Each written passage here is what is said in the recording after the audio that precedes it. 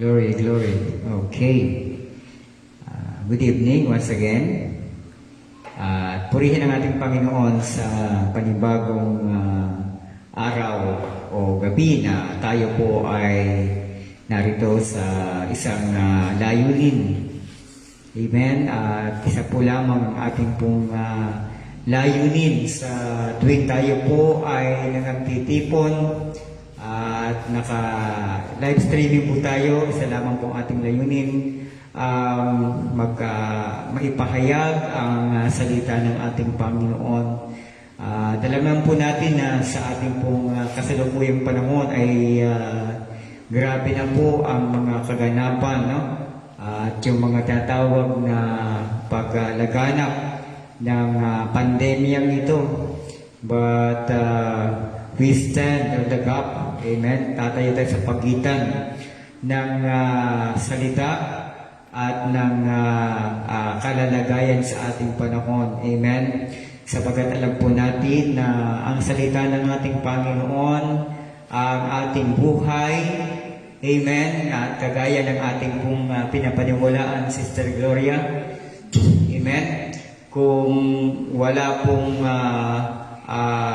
mahayag na salita sa isang bayan, sa isang komunidad, sa isang pamahalaan, sa isang bansa, no, ang sumpa, no, ang pagkawasak ay dadako doon. Amen. Kaya purihin po ang ating Panginoon sa kalayaan na tayo ay patuloy po na mag-aral ng mabuting balita ng ating Panginoon. At remember our topic po about sa mercy seat. Amen. And let us start. Habang tayo po ay patuloy na nanatili sa presensya ng ating Panginoon, ay sumamba po muna tayo at makinig po tayo ng isang awitin na handog ng aking anak na si Jemima para po sa kapurihan ng ating Panginoon. Amen. Glory.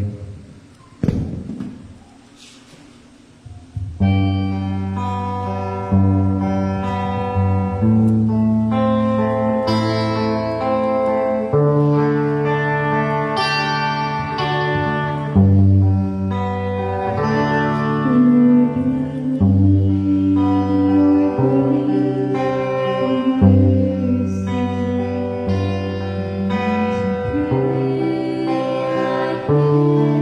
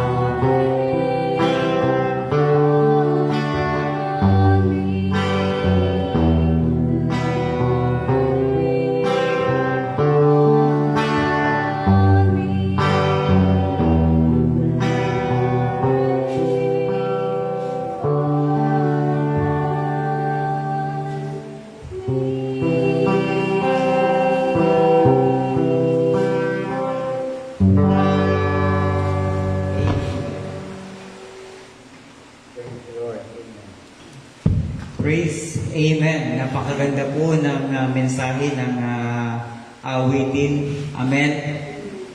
Amen. Let your spirit touch your church. Amen. At ang buhay ng iglesia ay nasa espiritu ng ating Panginoon. Amen. So kaya sa ating pong paglilingkod sa ating Panginoon, hindi po tayo kumakatawan sa iglesia na pang literal. Amen. Sapagat ang ating iglesia ay kumakatawan sa tinatawag na nobya ng ating Panginoon. At ang mubuhay po sa nobya ay ang espiritu ng ating Panginoon. Why? Sapagat ang espiritu ng ating Panginoon, dito po nakalagay ang tinatawag ng mga kapahayagan. Amen? Amen. So, puri po ang ating Panginoon. Sa pagkakataong ito ay nais ko po munang magbasa ng ilang mga talata. Base po ito po sa ating pong tatalakayin sa oras po na ito. At ang subtitle po natin, There Was an Atonement Standing. Ito po yung ating subtitle. Let me read po dito po sa book of Ephesians chapter 2 verse 4 up to verse 8. Ang sabi pong ganito, mga kapatid, But God, who is rich in mercy, for His great love wherewith He loves us, even when we were dead in sins, hath quickened us together with Christ. By grace ye are saved. Amen. And hath raised us up together, and made us sit together in heavenly places in Christ Jesus, that as the ages to come, He might shew the exceeding riches of His grace in His kindness toward us through Jesus Christ. But the grace are ye saved through faith, and that not of yourselves. It is the gift of God. Amen. Sabi po sa Tagalog, ngunit ang Diyos palinhasay mayaman sa awa dahil sa Kanyang malaking pag-ibig sa Kanyang iniibig sa atin, bagamat tayo mga patay dahil sa ating mga kasalanan, tayo'y binuhay na kalakip ni Kristo sa pamamagitan ng biyaya, kayo'y nangaligtas. At tayo'y ibinangang kalakip niya at pinaupong kasama niya sa sangkalangitan kay Kristo Jesus, upang sa mga panahong darating ay maihayag niya ang dakilang kayamanan ng Kanyang biyaya sa kagandahang loob sa atin kay Kristo Jesus, sapagkat sa biyaya kayo nangaligtas sa pamamagitan ng pagpananampalataya, at ito'y hindi sa inyong sarili, ito'y kaloob ng Diyos. Samahan niyo po akong manalangin. Father God, sa gabi pong ito muli ay itinataas ka namin at ina-acknowledge namin, Lord, na sa iyo po, Panginoon, kami ay nabubuhay. Sa mga kapahayagan mo, Panginoon, kami nga po ay nahihimlay. Sa iyo po, Panginoon, kung mga biyaya, Panginoon, kami po ay nangabubuhay. Ama, narito, Panginoon, muli ang iyong abang lingkod upang kami, Panginoon, ay humingi ng kapahayagan mula sa iyo. Panginoon, tunay nga po na ang salita mo ang aming buhay, at ito po, Panginoon, ang nagdadala sa amin ng kagalakan, kalakasan, at ng katiwasayan. Mapagpalang Ama, sa oras po na ito, basbasan mo po, i-bless mo po, Panginoon, ang bawat individual na ngayon po ay kabahagi ng aming pagtitipon sa dakong ito ng iyong pong tabernakulo. Maging sila, Panginoon, na makakapanood, Panginoon, sa mga darating pa pong mga araw. Mapagpalang Ama, sama-sama po kami, Panginoon, na lingapin through your merciful grace, O God, at sa pamamagitan po ng iyong pong banal na biyaya na inaangkop sa amin sa pamamagitan po ng mercy seat, Panginoon, o ang luklukan ng awa, Panginoon. Kami nga po ay patuloy na sumagana sa mga kapahayagan mo. Salamat, Ama. I-bless mo, Panginoon, ang gabing ito. Hayaan, Panginoon, ay kayo po ay patuloy na mag-ani ng karangalan, kaluwalhatian at karangalan sa aming pong gawain ito. Ito po ang aming dalangin in the precious name of our Lord Jesus Christ. Amen. Okay, so purihin po ang ating Panginoon. So, kamusta po? Amen. Ngayon po ay GCQ po ngayon. Ang entire Pangasinan. Amen. At alam naman po natin na ang COVID ay hindi po para sa mga pinili. Amen. Kung meron pong mga natutulog, no, na mga bahagi ng nobya, hindi po sila namatay sa COVID. Kundi namatay po sila sa pamamagitan ko, natulog po sila sa pamamagitan ng biyaya ng Panginoon. Amen. Sapagkat wala pong napapahamak, no? Na dahil po sa tinatawag na dala ng sumpa ng kasalanan. Kasi actually itong pandemic na ito po ay bunga ng kasalanan ng mga sangkatauhan, bunga ng kamangmangan ng mga tao sa salita ng ating Panginoon. So ito po yung mga bagay na lumalarawan, no? Sa pamamagitan po ng mga bagay na may kinalaman sa ganito pong uri ng mga trahedya, mga pandemic, amen ba? But we do believe, no?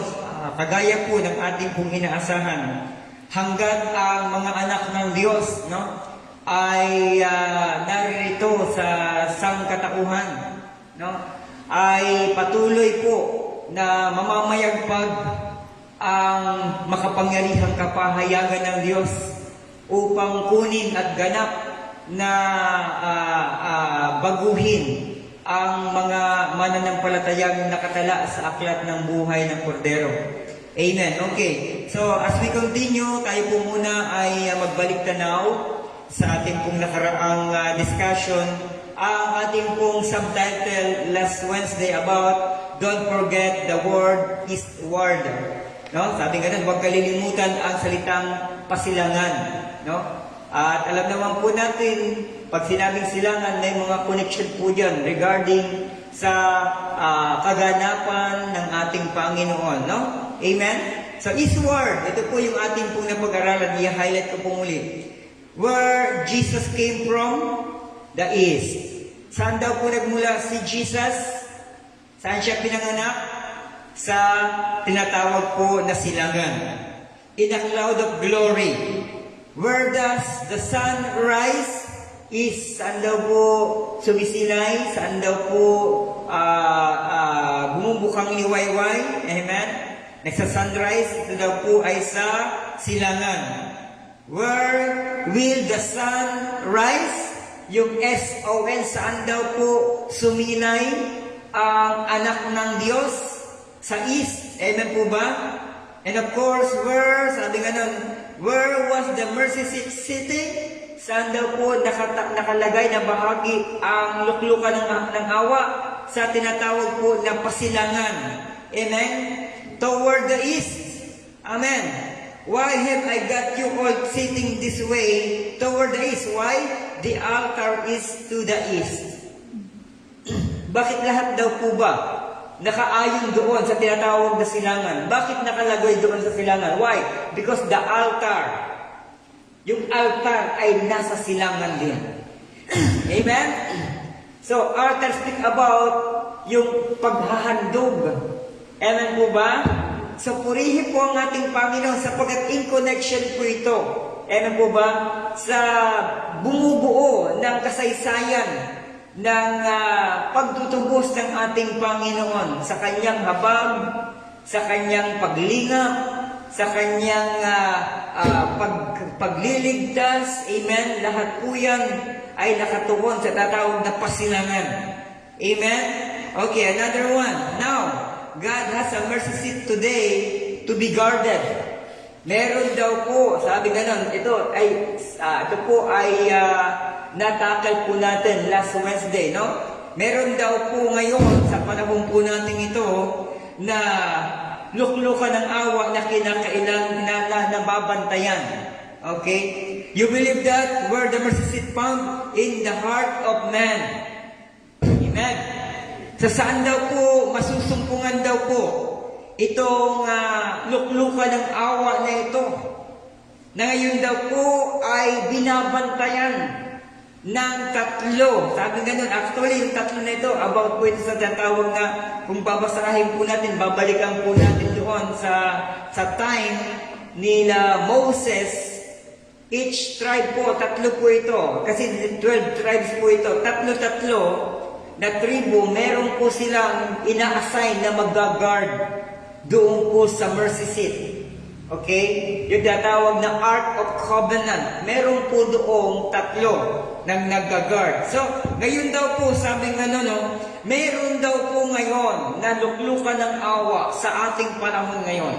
Kasi ginanap po yan, how many thousand years ago, nangyari po ang tinatawag na kaganapan sa mercy seat o sa Ark of Covenant na ito. Isang araw may kwento na umailan lang, amen ba, na naganap po doon, somewhere, doon po sa may east, amen po ba, kung saan naglalakbay ang mga Israelites. Are you with me? At sila po ay nagtatawag na taglay na luklukan ng awa ng ating Panginoon, na ito po ay nasasangkapan ng nawiwisika ng banal na dugo ng toro at ng kambing. Bakit kamo? Sabagat ito po ay sumasagisag sa pagpapatawad at pagmamahal at pagliligtas, pag-iingat ng Diyos sa kanyang bayang Israel. Amen po ba? Kasi hindi po pwede na manatili ang isang bayan pag wala ang habag ng Panginoon. Amen? Kasi pag nawala ang habag ng ating Panginoon, curse follow, destruction follow. Amen? Okay, so let us continue. Sabi nga ano daw po ito? Yung mercy seat na ito ay masusumpungan sa puso ng tao. Amen? So doon daw po ito makikita po yan. The mercy seat in the heart.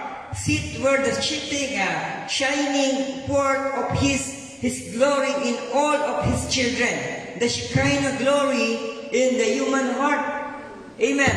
So ito daw po mga kapatid, yung mercy seat na ito na nasa puso ng mga mananampalataya ng Diyos ay sumisilay. Sabi nga shining forth, at ang kanyang radiance, ang kanyang glory, amen, which is the Shekinah glory, ay naroon daw mismo sa tinatawag na puso ng kanyang mga mananampalataya.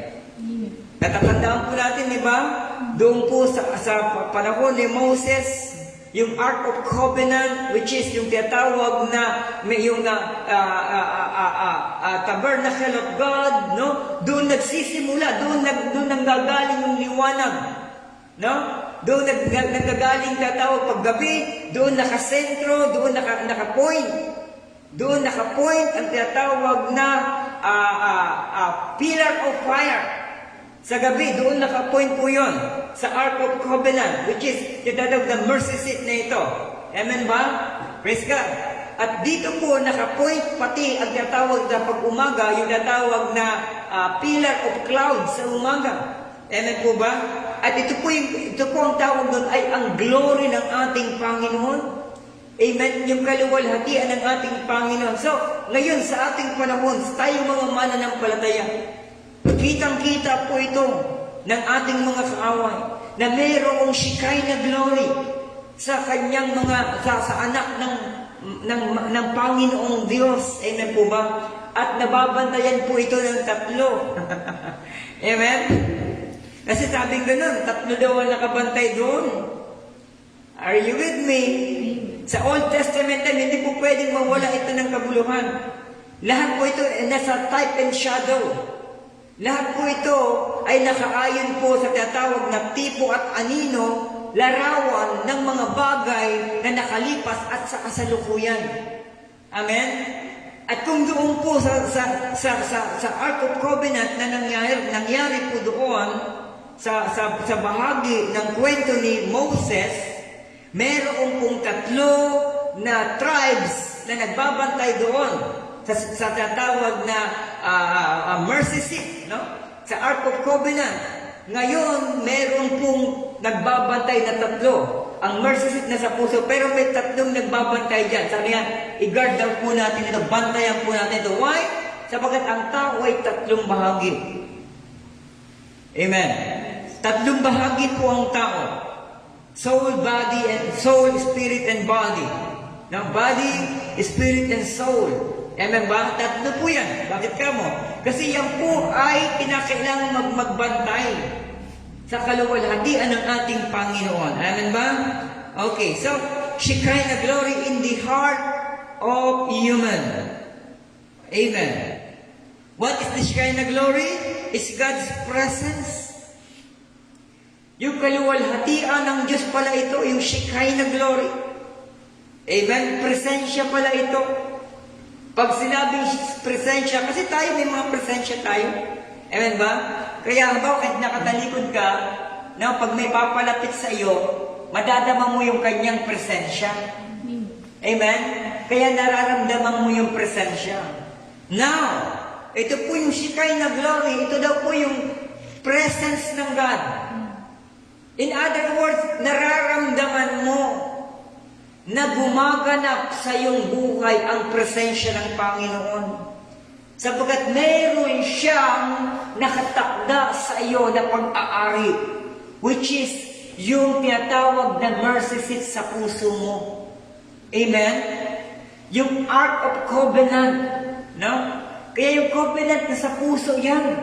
Amen? Praise God. Later on, makikita po natin yan. Okay, so sabi nga no? What is the Shekinah glory? It's God's presence. And when a man walking or a woman, he's reflecting the Shekinah glory. Are you with me? So pag lumalakad ka pala dyan sa labas, no? Paglalakad, saan ka man mapunta? Ay dala-dala mo yung kaluwalhatian, yung presensya ng Diyos. Amen? Spirit-filled man po kasi ito. Speak about spirit-filled man.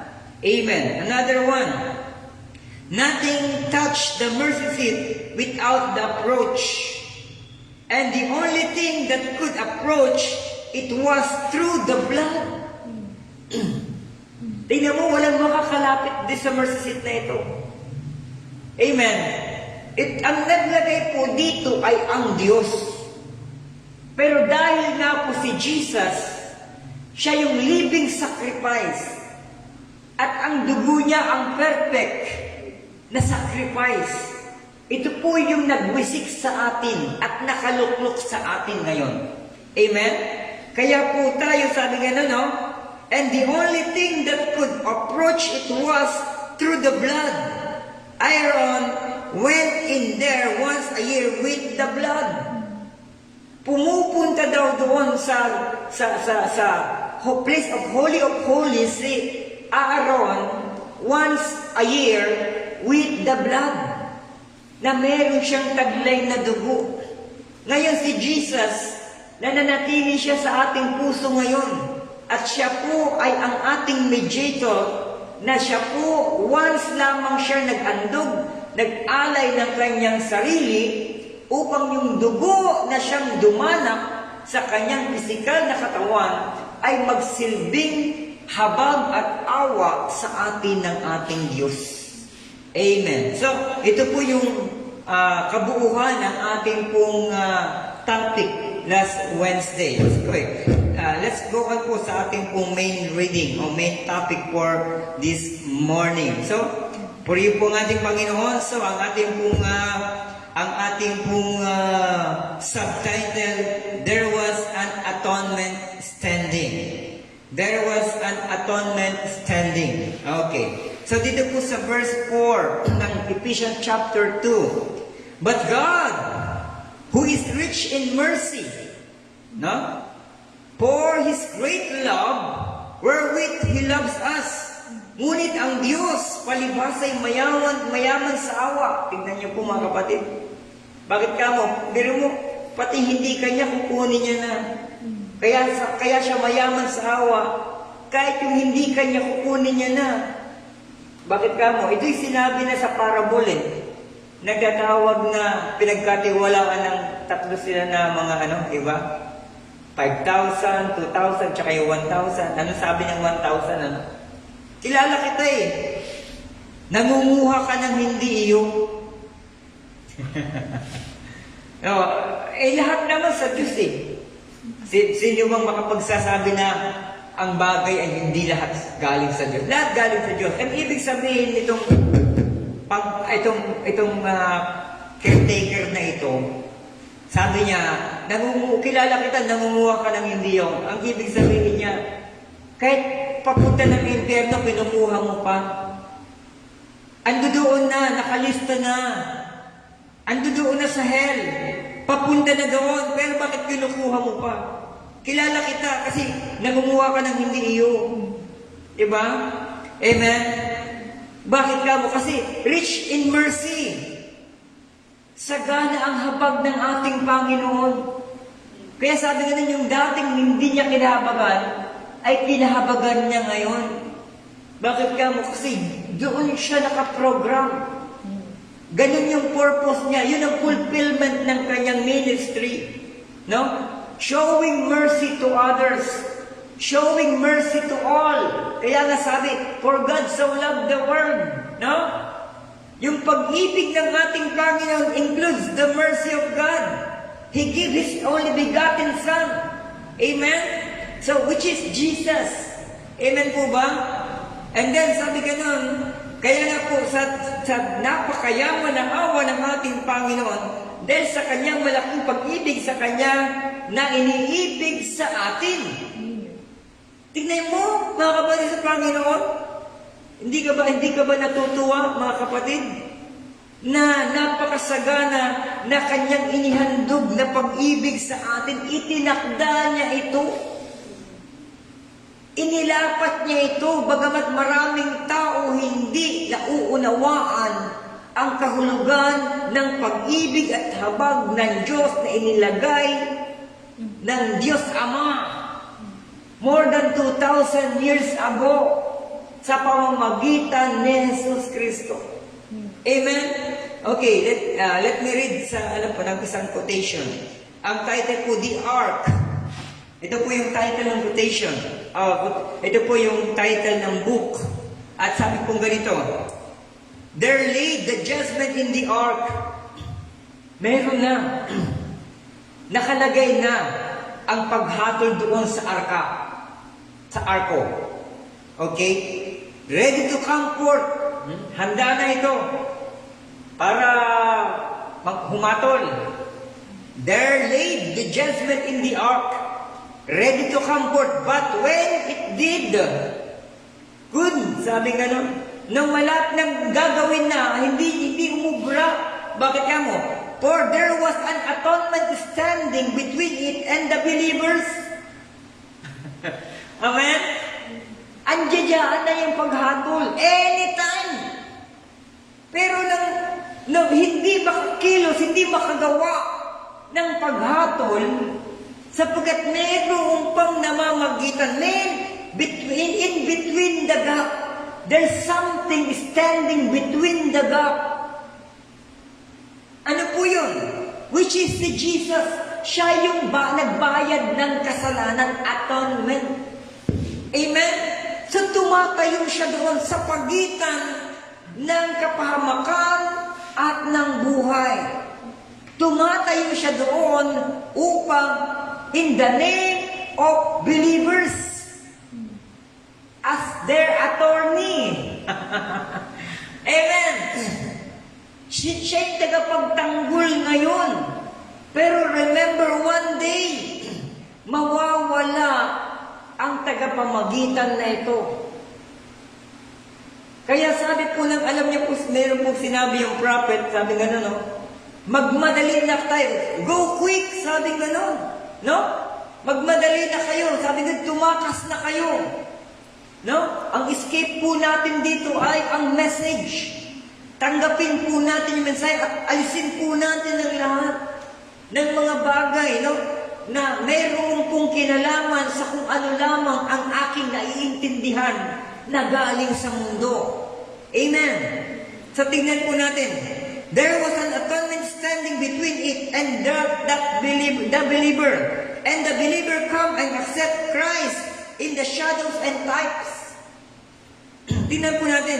So yung mga mananampalataya nito ay tumanggap kay Kristo, accepted Christ in the shadow sa pamamaraan ng tinatawag na anino at tipo. Larawan at tipo. Kaya na type and shadows po ito. Kaya yung message po natin ngayon, type and shadows ito. Kaya yung is-word na ito, yung tatawag na pasilangan na ito po yung mga tatawag na type and shadow sa huling panahon. Amen? Na lahat ng mga mananampalataya, uuwi at uuwi sa kalipunan ng tatawag na luklukan ng habag at awa ng ating Panginoon. Okay. And then sabi, and the believers come and accepted Christ, and the shadows and type shed blood sprinkled upon the mercy seat. Tignan niyo po. Ito po yun ang tinanggap nila ang ating Panginoon na mga mananampalataya. Kasi si Jesus ang tinanggap nila si Jesus ng mga mananampalataya, merong dugong handog. Si Aaron, sabi nga nun, once a year pumapasok doon. Doon sa likod, nagtatawag na place of holies with blood. May dugo siyang hawak. Now, ito pong si Jesus, hindi lamang dugo ang taglay niya. Taglay niya rin po yung kaligtasan. Amen? Taglay niya rin po yung buhay. Amen? Taglay niya po yung pag-aayos ng ating mga pananampalataya. Kasi siya po yung word, siya po yung revelation. Siya po yung tatawag, sabi niya, siya yung tatawag na kapahayagan ng buong kasulatan ng Panginoon. Di ba? Di ba, sister, ano sabi ng ating Panginoon? Ano sabi ni Jesus doon sa mga Pariseo? No? Sinisikap niyong basahin, no? Ang mga talata, no? Ang mga salita sa Biblia, sapagkat inyong inaakala na nariyan ang buhay. Di ba ganinyo alam na yan ay, lahat ng yan ay nagpapatotoo sa akin? Tignan niyo po. Amen? Kaya hindi lang dugo ang dala ng ating Panginoon. Hindi lang pagliligtas, hindi lang awa, kundi yung revelation, yung kapahayagan, because He is the Word. Christ is the Word. Amen ba? Okay, another one. Hallelujah. Then He had mercy and could walk away rejoicing because He was free from judgment. Tingnan niyo, malaya na makakalakad tayo. Meron tayong kagalakang makakalakad. Kung saan, ano po, bakit? Dahil libre na tayo. No? Meron nang tubos sa atin. Meron nang nagligtas sa atin sa kapahamakan, sa paghatol. Amen? There is therefore now no condemnation to them which are in Christ Jesus, that walk not after the flesh but by the Spirit. Tignan niyo po, kaya ito po yung sinabi ng banal na kasulatan, nag-quote po ng scripture ang prophet. Ano sabi niya? There is therefore no condemnation to them which are in Christ Jesus. Wala nang paghatol sa kanila, no? Na wala nang paghatol sa kanila na mayroong Kristo sa kanila. Amen po ba?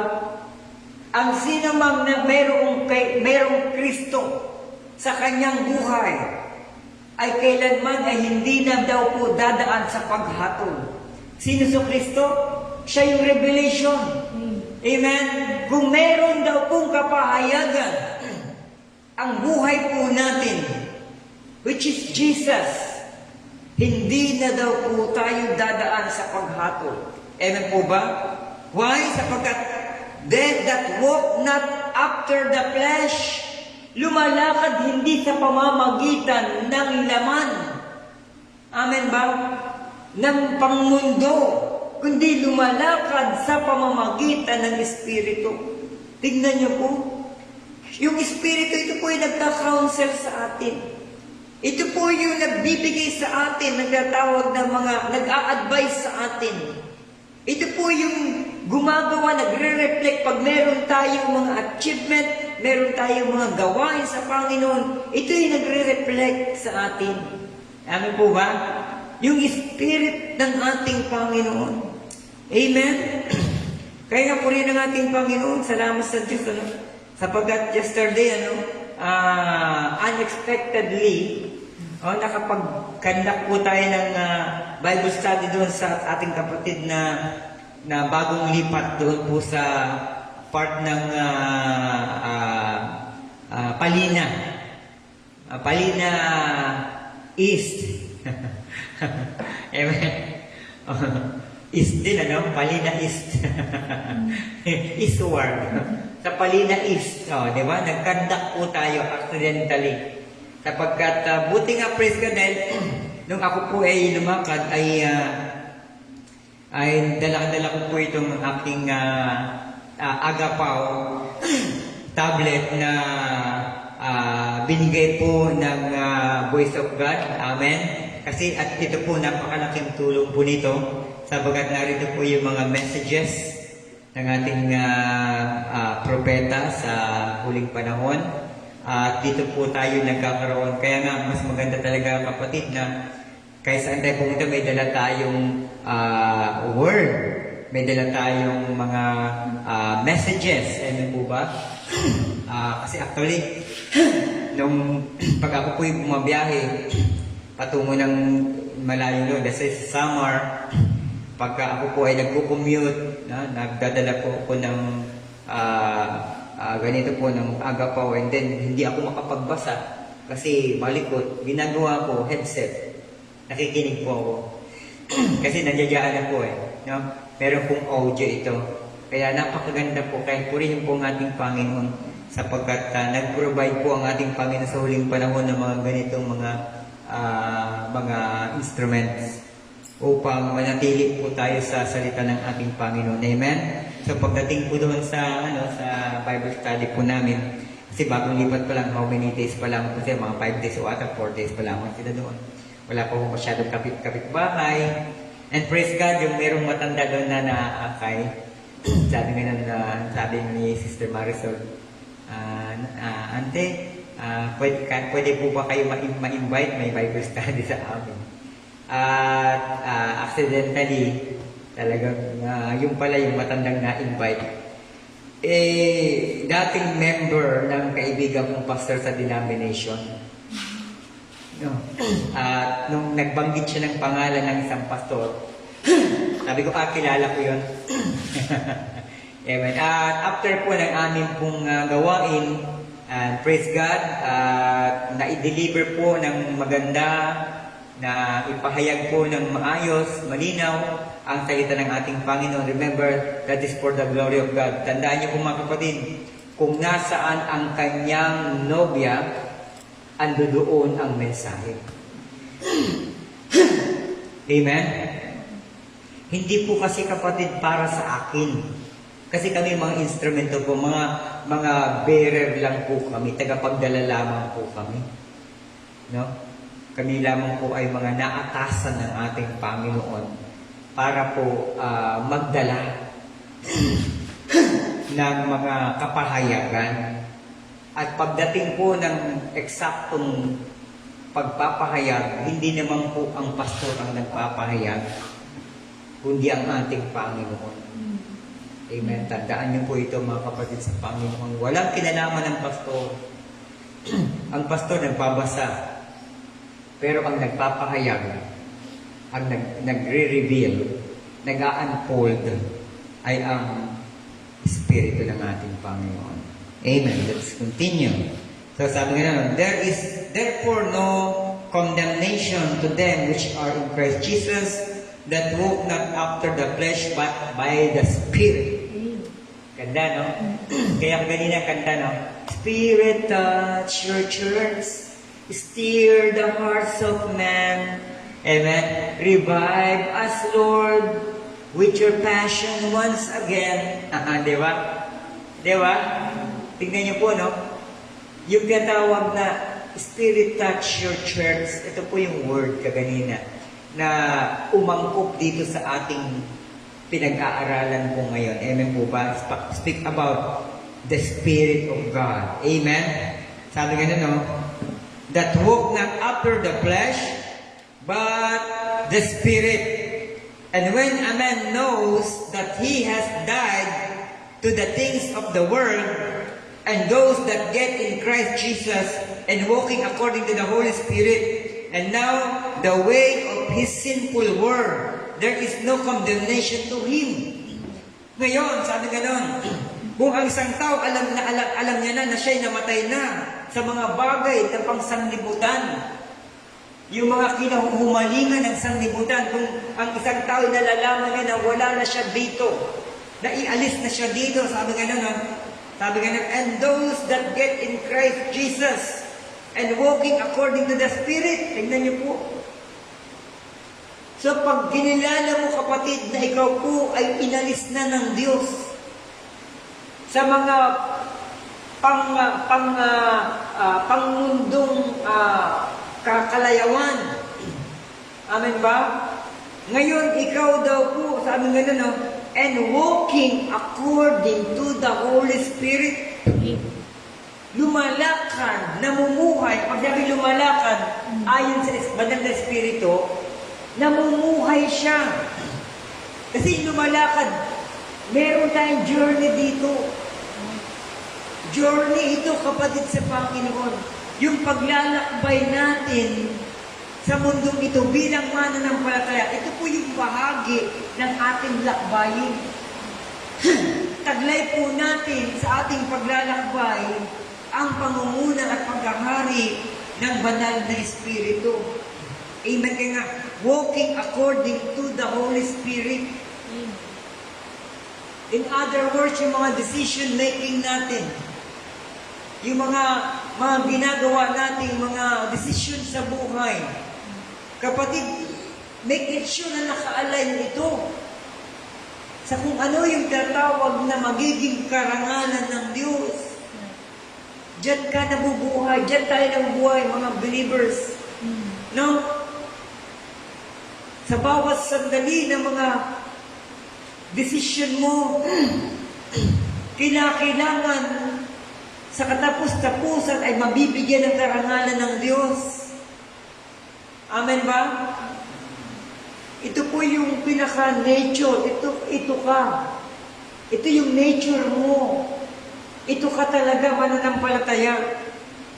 Because you are walking according to the Holy Spirit.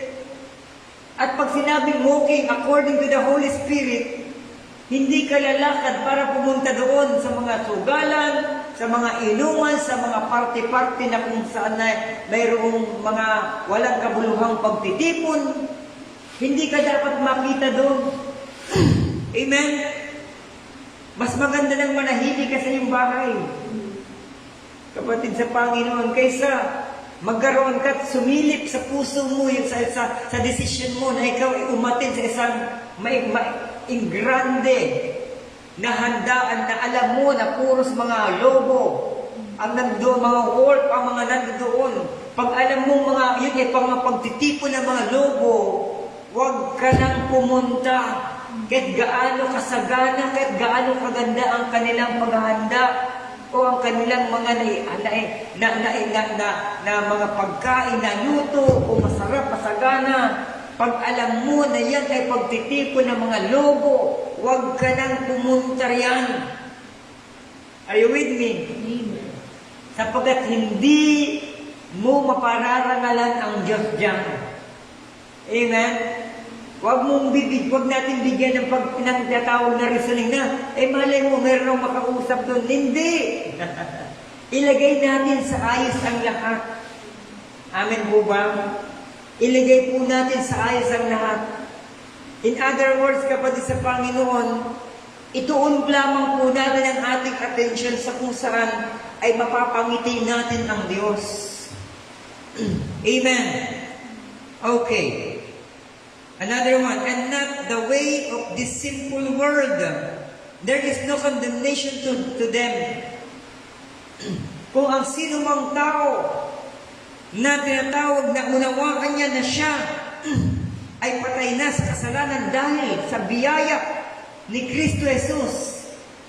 At siya ngayon ay lumalakad sa banal, sa pamamagitan ng banal na Espiritu Santo at hindi sa mga makamundong bagay. The sinful world, sabi ganun, makamundong bagay, mga kasalanan. Sabi, ang tao na daw na yon ay hindi nadadako pa sa paghatol. Ang ganda. Praise the Lord. Pero marirecognize mo ito. Ano bang hinahanap ng puso mo?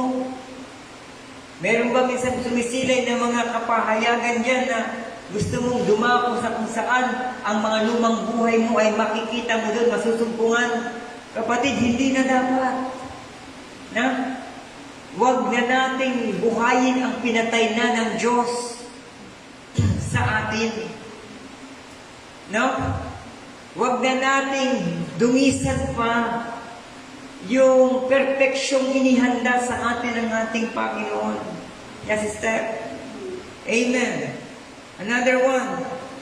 He can look in the face of hell and judgment. Kung pwede niyang makita ito, makikita niya ito, yung tatawag na impyerno at ang paghatol. And rejoice! Because there's the blood of Christ making atonement. Amen? Makikita niya lang pero hindi niya mararanasan. Amen? Makikita niya yung impyerno, Brad. Makikita niya yung paghatol pero ang maganda, hindi niya mararanasan ito. Sapagkat may namagitan sa kanya, may nagbayad sa kanya, may nag-attorney sa kanya, may tumubos sa kanya, may nag-ayos sa kanya, which is Christ. He can look in the face of hell and judgment and rejoice because there's the blood of Christ making atonement, standing between him and judgment. Tignan nyo. Amen? Merong namamagitan, nakatayo siya doon sa pagitan ng paghatol. Ando doon siya. Kaya nilagyan niya ng boundaries. Pwede mong makita yung mga taong hinuhulog doon.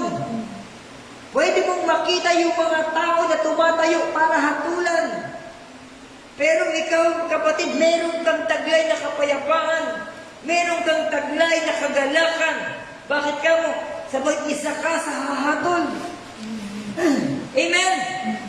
Sa pagkatabi mo sa paghatol, ang nag-attorney sa iyo. Amen? Okay, let's continue. Verse 5 sa ating pong main reading.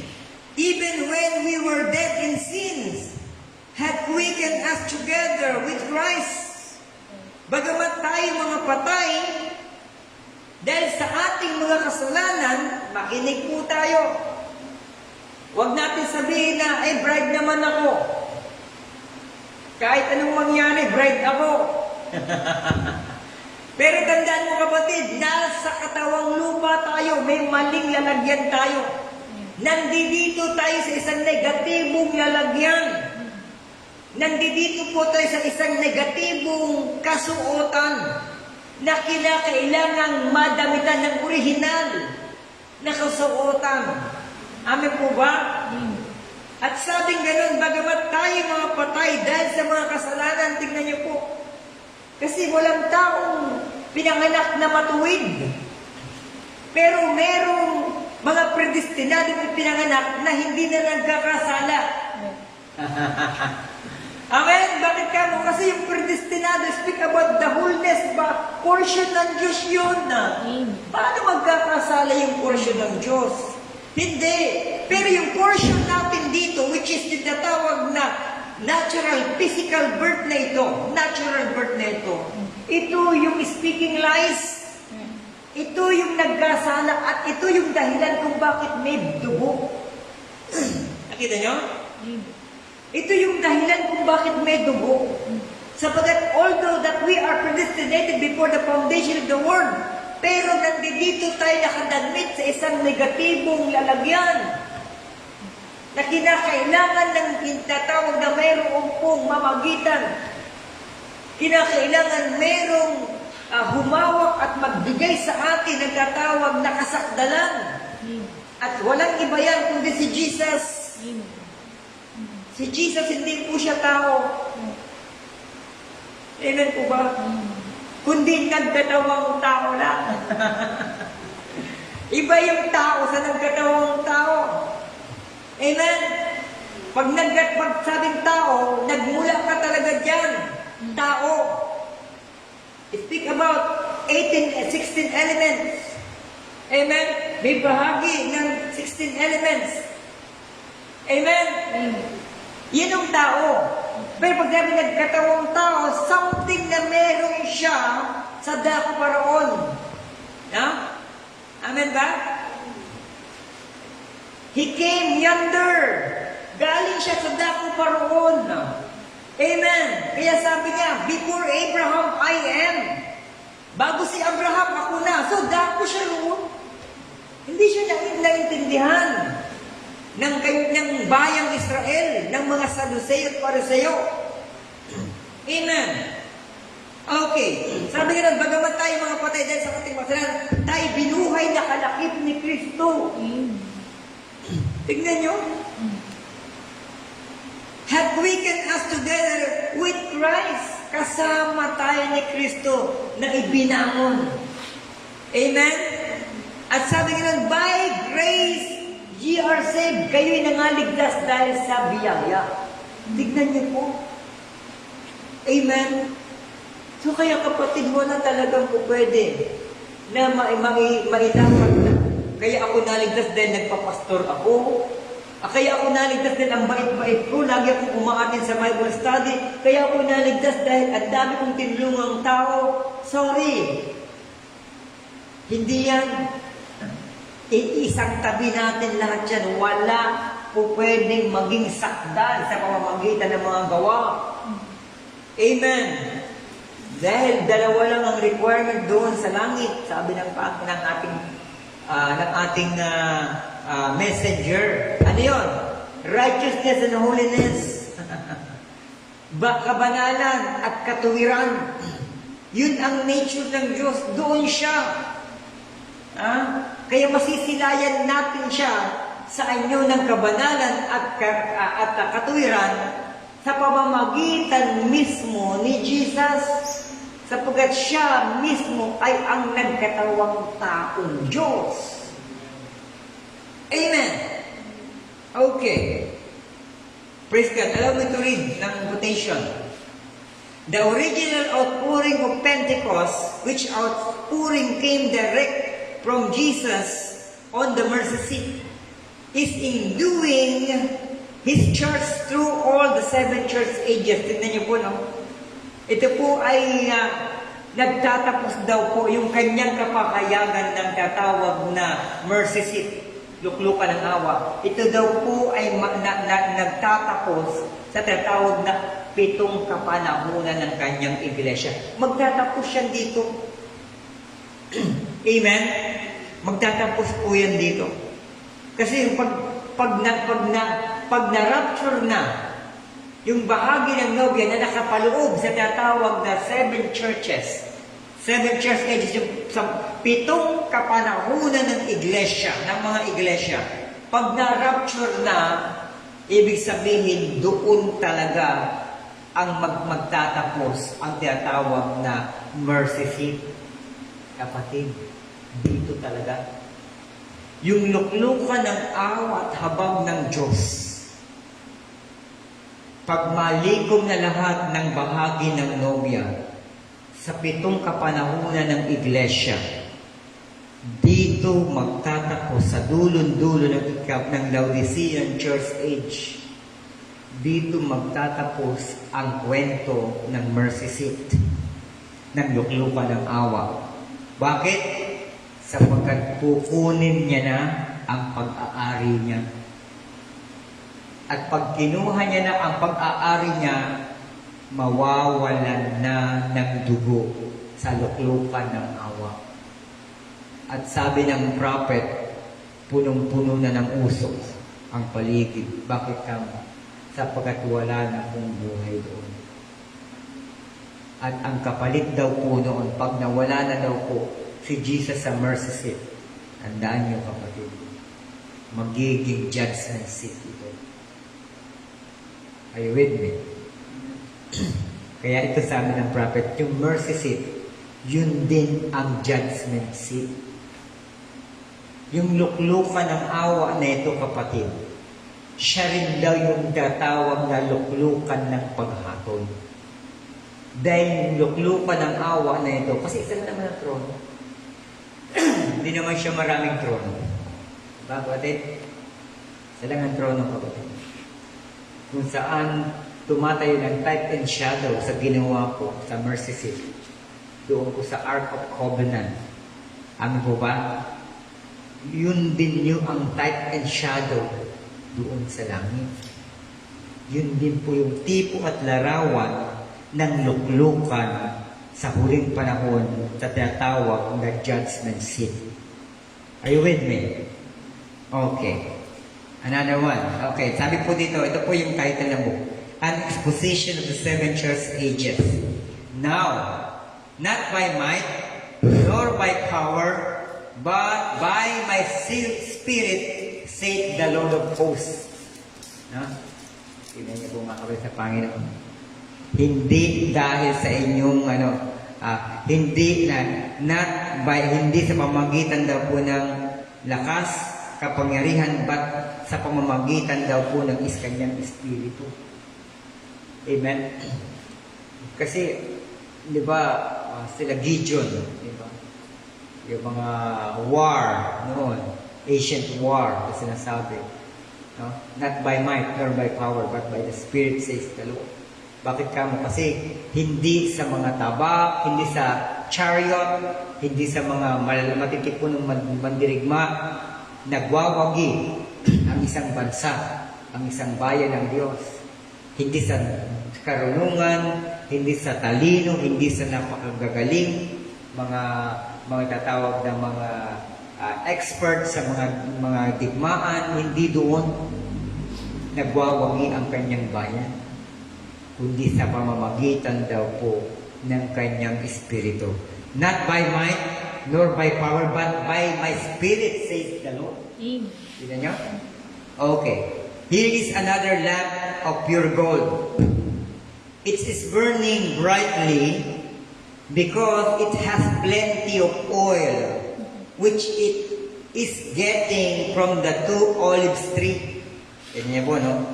Yung oil po na ito, galing daw po ito sa olive tree. Kasi yung olives, di ba, meron nga tayo ng oil, may olive oil nga. Di ba? Olive which stand on either side. Okay, sa pagkabila na nakatayo po doon. The two trees represent the Old and New Testament. Sabi po ng prophet, yung two trees na ito, no? Yung tawag na one, na olive trees na ito, na sinasabi. Ito daw po ay kumakatawan sa bagong luma at bagong tipan. And of course, the oil typifies the Holy Ghost. Di ba? Yung langis. No? Ito daw po yung kumakatawan, tipo ng banal na Espiritu. Who alone can give the light of God to the people. Na yun lamang daw na langis o banal na Espiritu ang siyang nakapagbibigay ng liwanag sa bayan ng Diyos, sa tao ng Diyos, mamayan ng Diyos. The angel who spoke to Zechariah was as much as saying, this what you see means that the church cannot accomplish anything by its own might or power, but by the Holy Ghost. Walang po pwedeng maging accomplishment ang isang iglesia, no? Sa pamamagitan ng kung ano-ano mang mga seremonyas, anong-ano mang mga bagay na may kinalaman sa pangrelihiyon, hindi yan. Kundi sabi nga no, the church cannot accomplish anything but by its own might. Pag sinabing own might, sariling lakas nila. Kaya kahit anong sabihin, alam nyo, ito po isang dapat makilala ng mga kapatid natin Pag ang isang simbahan, iglesia ng Panginoon, at ito po ay talagang siya ang may pag-aari, hindi niya hahayaan yan. Tatayo at tatayo yan. Kahit magpalipat-lipat, kahit ilang pastor, ministro ang dumaan dyan, tatayo at tatayo ang kalooban at layo. Maiseserve ang layunin niya mismo. Amen? Pero pag nag-serve yun, wag nawa sana kapatid, na lumarawan sa isipan ng isang pastor na dahil sa kanya ay gumanda ang iglesia. Kasi po ay tipo at larawan ni Nabucodonosor nang siya po ay naghahari sa tatawag na Babylon. Tingnan niyo po. Amen? Sabi Babylonian Empire. Why? Sabi niya, dahil sa akin gumanda ito. Tingnan niyo. Anong ginawa ng Panginoon? Ginawa siyang parang, sabi niya, beast sa field, sa parang. Gumapang siya, nagkaroon siya ng mga paa na kakagaya ng mga oso, at namuhay siya doon sa field, sa parang, kasama ng mga hayop. Nanginginain din siya ng damo. Why? Sapagkat kanyang nirain, itinaas ang kanyang sarili. Sinabi niya na dahil sa akin. Kaya kapatid sa Panginoon, ang gawain ng ating Panginoon, remember, kinakailangan ang serban ng Panginoon mababa ang Panginoon. Kasi minsan ito naman, kasi minsan kapatid na may misunderstanding ng mga tao.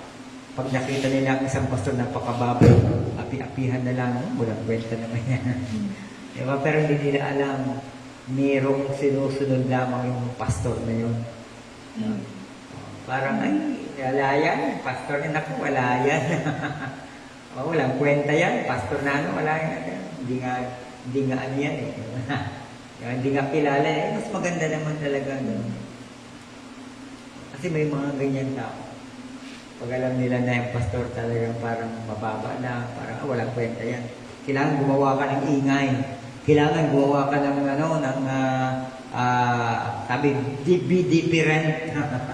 Mali, no? Kasi iba, kinakailangan bago. Diba? Kailangan gagawa ka ng isang activities na talagang kakaiba. Yung magpapansin ka. Yun ang karamihan. Pero pag gagawa ka ng mga tatawag mga common things, no? Parang hindi ka papansinin. No? Kasi ganyan sa kalakaran sa panahon ito sa Laodicean Church Age. No? Kompetensya ito. Labanan nito. Maraming simbahan labanan ngayon nito. Kaya alam niyo kung bakit? Alam ng miyembro ko, kunin pa. Bakit ka kompetensya? Pero ulitin po natin mga kapatid, hindi tayo nakikipaghabulan. Hindi tayo nakikipagpagalingan. Hindi tayo gumagawa ng ingay.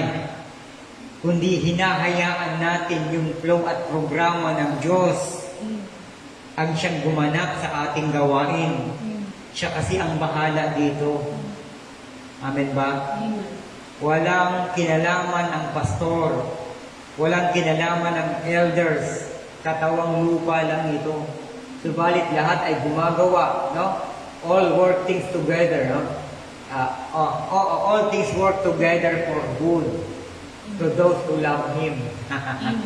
Amen? Lahat ay gumagawa ng maayos sa kanila na nagmamahal sa Diyos.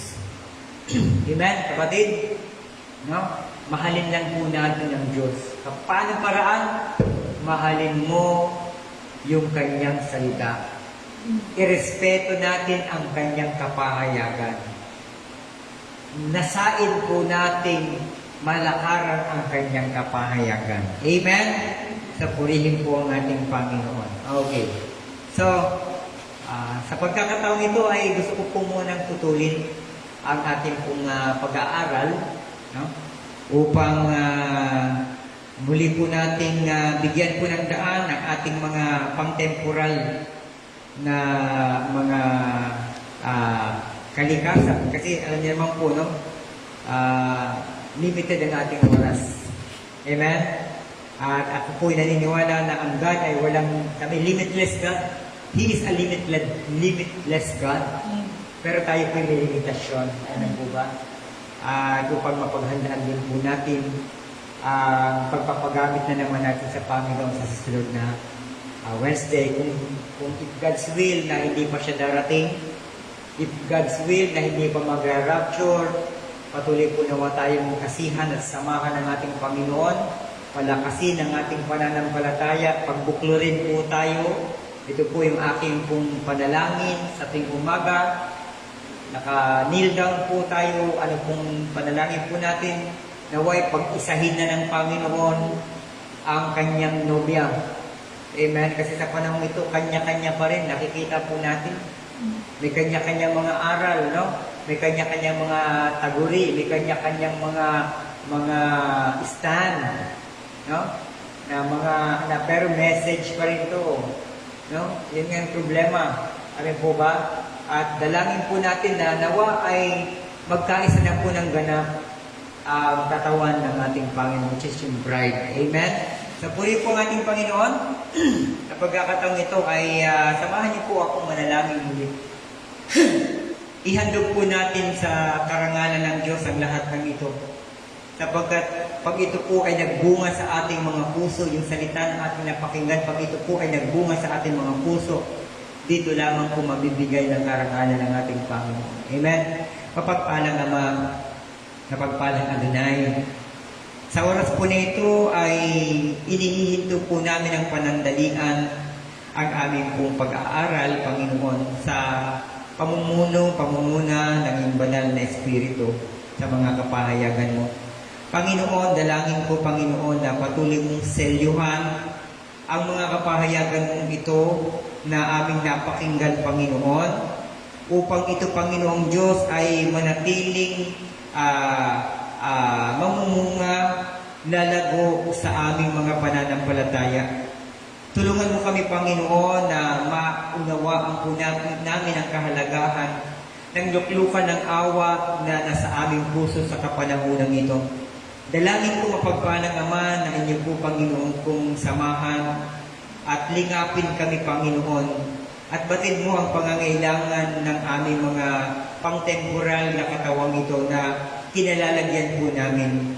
Panginoon, batid mo na kailangan po namin ng pagkain, batid mo na kailangan po namin ng pinansyal, batid mo na kailangan po namin ang pag-iingat mo, batid mo na kailangan po namin ang kalusugan, Panginoon, na mainam upang makapaglingkod sa iyo ng matiwasay.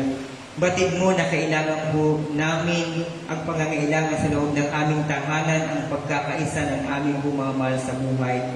Kaya ang lahat ng ito, Panginoon, ay aming pong ipinagkakatiwala sa iyong makapangyarihang pangalan at salita. Tulungan mo po, Panginoon, na kami po ay mahayag, Panginoon, sa pamamagitan ng mga bagay na may kinalaman, Panginoon, sa disenyo mo na itinakda para sa pag-agaw na ito, Panginoon, na darating. Kaya salamat po, Panginoon. Patuloy mong i-bless ang aming bayang Pilipinas, Panginoon. Lord, mula po Luzon, Visayas, Mindanao, Panginoon, dalangin po ang bawat mananampalataya ng iyong kapahayagan. Sila, Panginoon, na itinakda mo before the foundation of the world sa aming bansa, Panginoon. I-bless mo po, Panginoon, at bigyan, Panginoon, ng mga kapahayagan na patuloy pong magdadagtail sa iyo po, Panginoon, kung inilalaraw ang kapahayagan na siya pong magiging damit, Panginoon, ng iyo pong mga predestinado at mga bahagi ng nobya. Pagpalain din ng mga kapatid sa denominasyon, sila na mga nakatakda sa iyong pag-agaw na naroon pa po sa denominasyon. I pray na iyo pong iserve, Panginoon, ang iyo po, Panginoon, kung kapahayagan upang sila man ay makatakas, sapagkat naniniwala kami, Panginoon, na ang lahat ay uuwi sa kapahamakan, Panginoon. Silang maiiwan sa dakong ito, Panginoon, ng aming makasalanang sanlibutan na kinalagyan. Salamat po, Ama. I-bless mo, Panginoon, ang gawain ito, Panginoon, ang pangangailangan ng iyong iglesia, Panginoon. Batid mo ang lahat, Panginoon. Kaya, Lord, ang lahat ng ito ay ipinagpapasalamat ng iyong lingkod na may pananampalataya sapagkat kayo nga po ang dumidinig ng aming mga panalangin. Kayo po ang siyang nagpapagaling ng lahat ng karamdaman, kagaya na po sa kapatid po namin, si Brother Junior, Panginoon, si Aiki, Panginoon, and ang the rest, Panginoon, ng mga kapatid na may mga karamdaman. I lift up unto you, Lord, ang aking pananampalataya that you are able, Lord, to heal them, O God, na magagawang Panginoon, because you are our great Jehovah Jireh, great Jehovah Rapha, the great healer. Maraming salamat, Ama. Muli, sa iyo po ang lahat ng kapurihan at karangalan sa makapangyarihang mong pangalan, Lord Jesus Christ. Amen and amen. Blessed evening to everyone. Shalom.